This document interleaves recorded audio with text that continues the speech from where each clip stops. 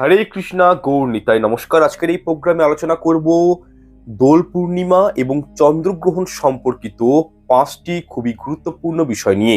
আচ্ছা, কি কি বিষয় নিয়ে আলোচনা করব সেটা প্রথমে আপনাদেরকে সামারাইজ করে দিচ্ছি। নাম্বার 1, দোল পূর্ণিমা ও চন্দ্রগ্রহণের পূর্ণাঙ্গ সময়সূচি আপনাদেরকে প্রোভাইড করব। নাম্বার 2, যেহেতু চন্দ্রগ্রহণ এবং দোল পূর্ণিমা এই বছর একসাথে একই দিনে পড়েছে, তো সেক্ষেত্রে গৃহে কি পুজো অর্চনা করা যাবে কি যাবে না সেই বিষয়ে অনেকের মনে প্রশ্ন রয়েছে, ডাউট রয়েছে। তো এই বিষয়ে আপনাদেরকে একটা আমি সম্যক জ্ঞান প্রদান করার চেষ্টা করব। নাম্বার 3, চন্দ্রগ্রহণ বাংলাদেশে এবং ভারতবর্ষে কখন দেখা যাবে, কখন এই গ্রহণ কতক্ষণ এই গ্রহণটা থাকবে, কখন গ্রহণ ছেড়ে যাচ্ছে, সূতক কাল কখন লাগছে সেই বিষয়টা জানাবো। নাম্বার 4, যেহেতু এই চন্দ্রগ্রহণ 2026 সালে প্রথম চন্দ্রগ্রহণ অনুষ্ঠিত হচ্ছে পূর্ণগ্রাস হিসাবে, তাহলে এর প্রভাবটা আমাদের উপর এই মানব জীবনে কেমন থাকতে পারে সেটাও কিন্তু আজকের প্রোগ্রামের আলোচনার একটি বিষয়। শুধু তাই নয়, চন্দ্রগ্রহণে কি কি কার্যগুলো করা উচিত নয়, কোন টোটকা করলে জীবনে উন্নতি আসবে, যারা গর্ভবতী মহিলা রয়েছেন তারা কি নিয়মাদি মেনে চলবেন, তথা এই চন্দ্রগ্রহণ ও দোল পূর্ণিমা যেহেতু একদিনে পড়েছে, তাহলে এই দিন কোন কর্মগুলো আমাদের করা উচিত নয়, কোন কর্মগুলো অশুভ, কোন কর্মগুলো শুভ সেটিও কিন্তু জানাবো। শুধু তাই নয়, দোল পূর্ণিমা বা চন্দ্রগ্রহণ চলাকালীন কোন খাবারগুলো আপনারা গ্রহণ করবেন না, মুখে তুলবেন না, কোন 3টে সেই সবজি গ্রহণ করতে নেই, যেটা কিন্তু অনেকেই জানেন না। তো সেই বিষয়টাও কিন্তু আপনাদেরকে আমি জানাবো। এছাড়াও গ্রহণের কিছু স্পেশাল টোটকা আপনাদেরকে দেব, যেগুলো করলে আর্থিক উন্নতি হতে বাধ্য। শুধু তাই নয়, আজকের এই প্রোগ্রামে যেই পূর্ণগ্রাস চন্দ্রগ্রহণের দিন আপনাদেরকে আমি আপনার বাড়ির বিশেষ 3টি এমন স্থানের কথা বলবো, যেখানে যদি প্রদীপ জ্বালিয়ে দিতে পারেন জীবনের সুখ শান্তি সমৃদ্ধি সফলতা আর্থিক উন্নতি 100% জেনে রাখুন পাবেন। খুব দুর্লভ যোগ, এই যোগে যদি প্রদীপ জ্বালান খুব ভালো রেজাল্ট পাবেন। নাম্বার 6, এই পূর্ণগ্রাস চন্দ্রগ্রহণ চলাকালীন এমন 5টি বস্তু রয়েছে সেগুলো কিন্তু দান করতে নেই। দান করলে কি হয়, আপনার জন্মছকে দরিদ্রতা বা ভিখারি যোগ সৃষ্টি হয়ে যেতে পারে। শুধু তাই নয়, দোল পূর্ণিমার দিন কিছু এমন কর্ম রয়েছে সেগুলো কিন্তু করতে নেই, দুর্ভাগ্য জীবনে নেমে আসে। এতগুলো বিষয় নিয়ে আলোচনা করব। আর একটি বিষয় নিয়ে আলোচনা করব যে এই চন্দ্রগ্রহণের ফলে কোন কোন রাশির উপর এর খারাপ প্রভাব পড়বে, কোন কোন রাশির উপর শুভ প্রভাব পড়বে সেটিও কিন্তু জানাবো। সুতরাং আমি প্রত্যেকের কাছে অনুরোধ করব যে আজকের এই প্রোগ্রামটি কিন্তু কেউ মিস আউট করবেন না, সম্পূর্ণ দেখুন। চন্দ্রগ্রহণ এবং দোল পূর্ণিমা সম্পর্কিত যে তথ্যগুলো আপনাদের সামনে এনেছি খুবই গুরুত্বপূর্ণ, এবং এগুলো দেখে রাখা আপনাদের উচিত, এই বিষয়গুলো জেনে রাখা আপনাদের উচিত। ভিডিওটি ভালো লাগলে লাইক কমেন্ট শেয়ার করতে ভুলবেন না, চ্যানেলটি সাবস্ক্রাইব করে রাখবেন, কমেন্টে একটি বার হলেও জয় শ্রীকৃষ্ণ রাধে রাধে লিখে জানাবেন, এতে আমরা অত্যন্ত অনুপ্রাণিত হব।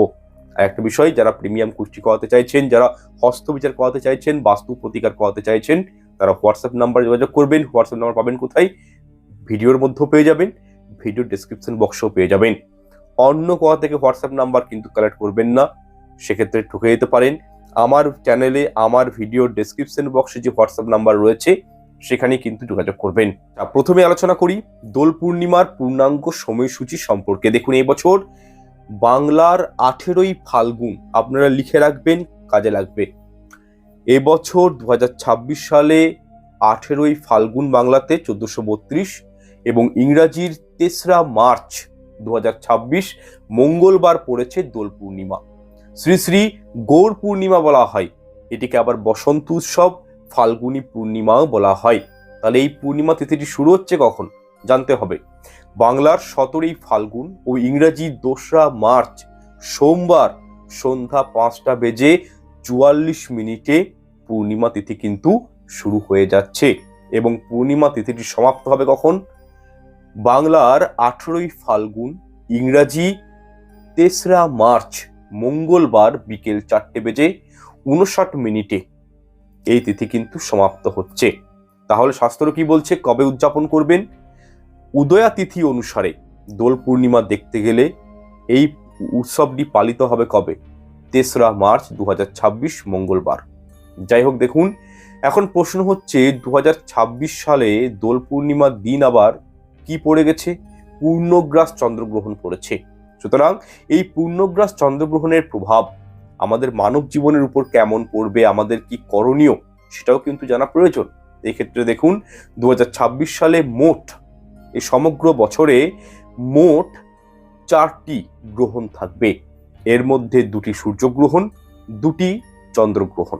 সুতরাং এই বছরের প্রথম চন্দ্রগ্রহণ মার্চ মাসের ফাল্গুনী পূর্ণিমা তিথিতে এই গ্রহণ সম্পাদিত হবে, তথা ভারতীয় সময় অনুসারে বাংলার 18ই ফাল্গুন, ইংরেজি 3রা মার্চ মঙ্গলবার দুপুর 3:20 তোমার চন্দ্রে গ্রহণ কিন্তু লেগে যাবে। এবং পূর্ণগ্রাস গ্রহণটা শুরু হবে কখন? বিকেল 4:34 এবং গ্রহণের মধ্যাহ্নকাল সময় থাকবে বিকেল 5:05 পর্যন্ত, তথা পূর্ণগ্রাস চন্দ্রগ্রহণ সমাপ্ত হবে বিকেল 5:30। অর্থাৎ পূর্ণগ্রাস গ্রহণ চলবে প্রায় আপনারা ধরে রাখুন 59 মিনিট ধরে। এবং চন্দ্রগ্রহণ সম্পূর্ণরূপে সমাপ্ত হবে কখন? মানে গ্রহণের আর কিছুই থাকবে না, সম্পূর্ণ সমাপ্ত হয়ে যাবে, সেটা হচ্ছে এই মঙ্গলবার দিন 3রা মার্চ মঙ্গলবার দিন বিকেল 6:48 পর। গ্রহণের কিন্তু আর কোনো কিছু প্রভাব থাকবে না, সম্পূর্ণরূপে গ্রহণ কিন্তু সমাপ্ত হয়ে যাবে। সুতরাং মোট 3 ঘন্টা 27 মিনিট ধরে এই চন্দ্রগ্রহণ কিন্তু চলবে এবং এই গ্রহণটি সম্পূর্ণরূপে পূর্ণগ্রাস চন্দ্রগ্রহণ হিসাবে সম্পাদিত হবে। অর্থাৎ চাঁদ পুরোপুরিভাবে গ্রহণের অন্ধকারে 3রা মার্চ মঙ্গলবার ঢাকা পড়ে যাবে গ্রহণ চলাকালীন। দেখুন, জ্যোতিষশাস্ত্র অনুসারে গ্রহণের সূতককাল অত্যন্ত গুরুত্বপূর্ণ একটি বিষয়। সুতরাং এই বছরে প্রথম চন্দ্রগ্রহণ ভারত থেকে দেখা যাবে। ভারতের প্রায় প্রত্যেকটা স্থানেই এই গ্রহণের প্রভাব কিন্তু থাকবে, তাই আমাদের দেশে সূতককাল কার্যকারী হবে। অর্থাৎ চন্দ্রগ্রহণের 9 ঘন্টা আগে থেকে শুরু হবে এই সূতককাল। দেখুন, এই চন্দ্রগ্রহণ কলকাতায় দৃশ্যমান হবে। শুধু তাই নয়, ভারতবর্ষের প্রত্যেকটি স্থানেই এই গ্রহণটি কিন্তু দৃশ্যমান হবে। এছাড়াও এই গ্রহণ চলাকালীন গ্রহণের যে বিধিনিষেধ রয়েছে সেগুলো কিন্তু মেনে চলতে হবে। বিশেষ করে যারা শারীরিক দিক থেকে অসুস্থ রয়েছেন তারা কিন্তু এই দিন খোলা আকাশের নিচে গ্রহণ চলাকালীন বাইরে কিন্তু বেরাবেন না, খোলা আকাশের নিচে দাঁড়াবেন না। দেখুন, ধর্মীয় বিশ্বাস অনুসারে এই সময় কোনো শুভ কাজ করা যায় না। তাই অনেকের মনে প্রশ্ন থাকছে, যাদের বাড়িতে রাধা মাধব রয়েছে, যারা বাড়িতে এদিন সত্যনারায়ণ পুজো করবেন ভাবছেন, তারা কি করবেন, তাদের কি করণীয়?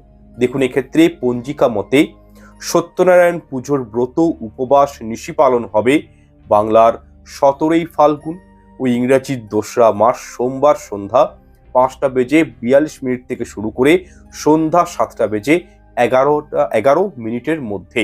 এবং এই সময়ে সত্যনারায়ণের ব্রত কথা পালন করা হবে এবং এই দিন নিশি পালনও কিন্তু করা হবে। তাহলে বুঝতে পারছেন যে সত্যনারায়ণ পুজোটা আপনারা কোন ডেটে করবেন, কোন সময়ে করবেন, কখন নিশি পালন করবেন। আচ্ছা, এরপর আমরা জেনে নিব এই দোল পূর্ণিমার দিন এটিতে একটি বিশেষ অনুষ্ঠান কিন্তু এই দিন সম্পাদন হয়, সেটা হচ্ছে ন্যাড়া পোড়া বা হোলিকা দহন। তো সেক্ষেত্রে এই ন্যাড়া পোড়া বা হোলিকা দহন কবে অনুষ্ঠিত হবে? এক্ষেত্রে দেখুন, বাংলার 18ই ফাল্গুন ইংরেজি 3রা মার্চ মঙ্গলবার সন্ধ্যা 7:10 পর থেকে 8:56 মধ্যে ন্যাড়া পোড়া বা হোলিকা দহন সম্পন্ন হবে 2026-এ 3রা মার্চ। তাই যারা বাড়িতে এদিন সত্যনারায়ণের পুজো, ভগবান বিষ্ণুর যে রূপেরই পুজো করুন না কেন, তাতে কোনরূপ প্রভাব পড়বে না। তাই এই পবিত্র দিনে গঙ্গা স্নান, দান, ধ্যানেরও বিশেষ মাহাত্ম্য রয়েছে। আচ্ছা, এরপর আমরা আলোচনা করব যে চন্দ্রগ্রহণে আপনারা কোন কর্মগুলো করবেন না সেই বিষয়টা নিয়ে। দেখুন, পূর্ণগ্রাস চন্দ্রগ্রহণে গঙ্গা স্নান করতে হয়, এই চন্দ্রগ্রহণ ছেড়ে যাওয়ার পর গঙ্গা স্নান কিন্তু প্রত্যেককেই করতে হয়, কিন্তু বাস্তবেটাই সবাইকার ঘরের সামনেই মা গঙ্গা কিন্তু নেই। তারা কি করবেন? তারা বাড়িতে, নদীতে, কোনো পুষ্করিণী, পুকুরে গিয়েও স্নান করতে পারেন। ওম গঙ্গা এই মন্ত্রটি 3 বার জপ করে আপনারা স্নান করে উঠে অল্প করে গঙ্গা জল গায়ে ছিটিয়ে নেবেন। এর ফলে কিন্তু গঙ্গার মতনই গঙ্গার জলে স্নান করলে যে পবিত্র হয় শরীর, সেরকমই পবিত্র হয়। আচ্ছা, এরপর আপনাদেরকে জানিয়ে দিই যে দোল পূর্ণিমার দিন কোন কার্যগুলো শাস্ত্র মতে নিষিদ্ধ করা হয়েছে, বর্জন করা হয়েছে। এই কর্মগুলো দোল পূর্ণিমার দিন করলে কি হয় সেটা প্রথমত জানুন। দেখুন, মা লক্ষ্মী রাগান্বিত হন, পরিবারে অমঙ্গল নেমে আসে, দুঃখ কষ্ট দরিদ্রতা অর্থের হাতছানি রোগ জ্বালা সৃষ্টি হয়, গৃহে বাস্তুদোষ তৈরি হয় যদি আপনারা ভুলবশত এই নিষিদ্ধ কর্মগুলো চন্দ্রগ্রহণ বা দোল পূর্ণিমা চলাকালীন করে থাকেন। শুধু তাই নয়, এই কর্মগুলো পূর্ণিমার দিন করলে কুণ্ডলিতে গ্রহের দোষ অত্যন্ত পরিমাণে বৃদ্ধি পায়। শুধু তাই নয়, জীবন সংসারে চরম অমঙ্গল সাধিত হয়, সংসারের অবনতি হয়, কার্মিক জীবনে প্রবলেম চলে আসে। কি কি কর্ম, খুব মন দিয়ে শুনবেন। নাম্বার 1, এই দোল পূর্ণিমার দিন আপনারা ভুল করেও মহিলাদের ব্যবহৃত গহনা অলংকার কাউকে ব্যবহার করতে দেবেন না, বা এগুলো বিক্রি এই দিন করতে নেই। মা লক্ষ্মী রুষ্ট হন, সংসারে বৈষম্যতা লক্ষণীয় হয়, স্বামী স্ত্রীর মধ্যে সম্পর্কে তিক্ততা চলে আসে। নাম্বার 2, দোল পূর্ণিমা তিথি চলাকালীন সূর্যাস্তের পর সাদা জিনিস দান করতে নেই। আচ্ছা, সাদা জিনিস মানে দুধ, দই, লবণ, আটা, সরিষার তেল, চাল, এইরূপ সাদা জিনিসগুলো কাউকে দান করতে নেই, দিতে নেই, সন্ধ্যার পর বার করতে নেই ঘর থেকে পূর্ণিমা চলাকালীন। নাম্বার 3, আপনি আপনার বাড়িতে যে ঝাড়ুটা ব্যবহার করছেন, সেই ঝাড়ু বা ঝাঁটা কাউকে কিন্তু ব্যবহার করতে দিতে নেই দোল পূর্ণিমার দিন বা চন্দ্রগ্রহণ চলাকালীন। নাম্বার 3, যে বিষয়টা আপনাদেরকে বলবো তা হলো, পূর্ণিমা তিথি চলাকালীন আপনারা কিন্তু স্বামী স্ত্রীর মধ্যে কোনরূপ শারীরিক সম্পর্ক স্থাপন করবেন না।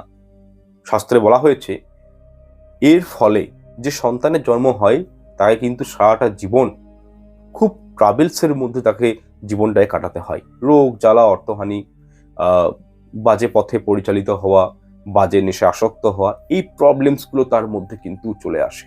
তাই স্বামী স্ত্রীর মধ্যে মেলবন্ধনটা এই দিন করতে নেই।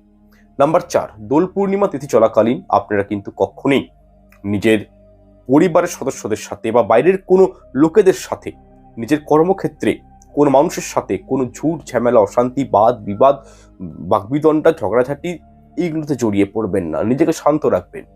এদিন কোনো বয়স্ক মানুষকে অপমান করবেন না, কাউকে মনোদুঃখ দিয়ে কথা বলবেন না, কোনো পশু পাখি এলে আঘাত করবেন না, এই বিষয়গুলো কিন্তু মাথায় রাখবেন। নাম্বার 5, দোল পূর্ণিমা চলাকালীন আপনারা কোনরূপ ক্ষৌর কর্ম অর্থাৎ চুল, নখ, দাড়ি কাটা, বিউটি পার্লারে যাওয়া, এগুলোকে বর্জন করবেন, এদিন যাবেন না। নাম্বার 6, এদিন আপনারা ভুল করেও আমিষ আহার গৃহে রন্ধন করবেন না, খাবেন না, নিরামিষ আহারের উপর থাকবেন, মা লক্ষ্মীর আশীর্বাদ, নারায়ণের কৃপা পাবেন। নাম্বার 7, এই দোল পূর্ণিমার দিন চন্দ্রগ্রহণ ছেড়ে যাওয়ার পর নিজের ঘরে বসেই চন্দ্রদেবের বীজ মন্ত্র 108 বার অবশ্যই পাঠ করবেন। চন্দ্রদেবের বীজ মন্ত্রটা কি? ওম শ্রাং শ্রীং সচন্দ্রায় নমঃ। এটি চন্দ্রদেবের বীজ মন্ত্র 108 বার পাঠ করবেন, খুব ভালো রেজাল্ট পাবেন। তার কারণটা কি জানেন? দেখুন, চন্দ্র হলো আমাদের হৃদয়, আমাদের মনের কারক গ্রহ, আমাদের মা হচ্ছে চন্দ্র, এবং চন্দ্র আমাদের মনকে ঠান্ডা রাখতে সাহায্য করে। চন্দ্র কিন্তু আবার ক্যাশ ফ্লো এর কারক গ্রহ। সুতরাং এই দিন চন্দ্রদেবের বীজ মন্ত্র পাঠ করলে কি হয়, জীবনে একটা উদ্দেশ্য পাওয়া যায়, জীবনে উন্নতি আসে, ক্যাশ ফ্লো, টাকা কতটা আসবে, কতটা খরচ হবে, সেই জায়গাটা একটা ব্যালেন্সিং অবস্থায় থাকে। তাই চন্দ্রগ্রহণ ছেড়ে যাওয়ার পর চন্দ্রদেবের বীজ মন্ত্র পাঠ করবেন। সর্বশেষ যে বিষয়টা আপনাদেরকে বলবো তা হলো, আগামী 3রা মার্চ মঙ্গলবার সন্ধ্যার সময় লক্ষ্মীনারায়ণের উদ্দেশ্যে, তুলসী মায়ের উদ্দেশ্যে ঘিয়ের প্রদীপ কিন্তু অবশ্যই জ্বালাবেন যদি পারেন। তুলসী মঞ্চে রাখার প্রয়োজন নেই, মানে তুলসী গাছের পাশাপাশি এরিয়ার মধ্যে প্রদীপ এই দিন কিন্তু জ্বালাতে হয়। এবং এই দিন গঙ্গা স্নান করাটা খুব পবিত্র কাজ, দান ধ্যান করা মহাপুণ্যের কাজ, এগুলো কিন্তু করবেন গ্রহণ ছেড়ে যাওয়ার পর। এছাড়াও এই দোল পূর্ণিমার দিন যদি আপনারা পারেন, গ্রহণ চলাকালীন বলছি না, গ্রহণটা যখন ছেড়ে যাচ্ছে তারপর থেকে যে সময়টা আসছে, সেই সময় যদি কোনো গরিব মানুষকে নিজে হাতে কিছু দান করেন, সেটা কিন্তু অক্ষয় হয়ে থাকে। মা লক্ষ্মী শ্রীকৃষ্ণের আশীর্বাদ কিন্তু পাওয়া যায়, সর্ববিপদ থেকে আপনারা কিন্তু রক্ষা পাবেন। আচ্ছা, এরপর খুব সংক্ষেপে আপনাদেরকে জানিয়ে দিচ্ছি, 3রা মার্চ মঙ্গলবার পূর্ণগ্রাস চন্দ্রগ্রহণের সময় কোন কর্মগুলো শাস্ত্র মতে নিষিদ্ধ করা হয়েছে। তাহলে কি কি জানালাম? প্রথমে দোল পূর্ণিমার পূর্ণাঙ্গ সময়সূচি দিলাম, চন্দ্রগ্রহণের সময়সূচি দিলাম, পূর্ণিমার দিন কোন কর্মগুলো করা উচিত নয়, এরপর জানাচ্ছি চন্দ্রগ্রহণের কিছু নিষিদ্ধ কর্ম রয়েছে, সেগুলো কিন্তু করতে নেই। দেখুন, গ্রহণের সময় খাবার গ্রহণ করা যাবে না, রান্না করা যাবে না, তেল মালিশ করা, পানীয় জল গ্রহণ করা যাবে না, মলমূত্র ত্যাগ করা যাবে না, চুল আঁচড়ানো বা কোনো প্রকার ক্ষৌর কর্ম করা কিন্তু যাবে না, দাঁত মাঞ্জন করা, দাঁতে ব্রাশ ঠেকানো উচিত নয়, এই গ্রহণ চলাকালীন পরনিন্দা পরচর্চা করা যায় না, শারীরিক সম্পর্ক স্থাপন করা যায় না। এই সময়, এই যে গ্রহণ, পূর্ণগ্রাস চন্দ্রগ্রহণ ভারতে দৃশ্যমান হবে 3রা মার্চ, তাহলে মঙ্গলবার দিন গর্ভবতী মহিলাদের বাহিরে কিন্তু আপনারা যাবেন না যতক্ষণ গ্রহণ চলবে। আপনার সন্তানের কিন্তু ক্ষতি হতে পারে, আপনার স্কিনে প্রবলেম চলে আসতে পারে, চামড়ার সমস্যা চলে আসতে পারে, যাবেন না, দেহের মধ্যে নেগেটিভিটি সঞ্চার হতে পারে। ঠিক আছে, কখনোই গর্ভবতী যারা মহিলা রয়েছেন, আমার বোনেরা দিদিরা রয়েছেন, তাদেরকে বলবো আমি যে কখনোই এদিন চন্দ্রের দিকে তাকাবেন না। ঠিক আছে, কাটা ছেঁড়া কিছু করতে যাবেন না, কোনো কাপড় কাটবেন ভাবছেন, করবেন না, কোনো কাপড় সেলাই করবেন না, সবজি কাটা, রান্না করা, গাছের পাতা ছেঁড়া, খারাপ কোনো বিষয়ে চিন্তন করা। ঠিক আছে, গর্ভবতী মায়েরা হাতের আঙুল বা কানো আঙুল ফোটানো উচিত নয়, সোজা রাখবেন, হাত পায়ের আঙুলগুলো স্ট্রেট রাখবেন। হয়তো আপনি বসে রয়েছেন, আঙুলটি মুড়িয়ে রেখেছেন এরকম করে, কোনো পায়ের আঙুল রাখবেন না, সোজা রাখবেন। গ্রহণ চলাকালীন কিন্তু ঘুমাতে নেই। ঠিক আছে, কখনোই ঘুমিয়ে পড়বেন না। এছাড়াও এই পূর্ণগ্রাস চন্দ্রগ্রহণের সময় কি করবেন সেটিও কিন্তু আপনার জানা প্রয়োজন। এই ক্ষেত্রে দেখুন, এই সময় অত্যাধিক ঠাকুরের নাম জপ করা উচিত, মহামন্ত্র হরে কৃষ্ণ হরে রাম এই মহামন্ত্র জপ করা উচিত, শাস্ত্র পাঠ করা উচিত, গীতা, বাইবেল, হনুমান চালিসা পাঠ করা উচিত। যেহেতু এই পূর্ণগ্রাস চন্দ্রগ্রহণ ভারতবর্ষে দৃশ্যমান, তো সেক্ষেত্রে গ্রহণের পরেই কিন্তু স্নান করাটাও কিন্তু আবশ্যক। অবশ্যই, কিন্তু এখন ঠান্ডা অনেকটাই কমে গেছে। ঠিক আছে, গরমের একটা দেখবেন ব্যাপার চলে আসছে এবার। আপনারা কিন্তু গ্রহণ ছাড়বে যখন, টাইম তো বলেই দিয়েছি আগে আমি, স্নানটা কিন্তু অবশ্যই করবেন। আচ্ছা, রাত্রিবেলায় গঙ্গা স্নান অনেকেই করতে পারবেন না, সেক্ষেত্রে আমি পুনরায় বলছি, ওম গঙ্গা ওম গঙ্গা ওম গঙ্গা এই মন্ত্রটি 3বার উচ্চারণ করে গায়ে জল ঢালবেন। বাইরে বেরিয়ে এসে বাথরুম থেকে অল্প করে গঙ্গা জল গায়ে ছিটিয়ে নেবেন।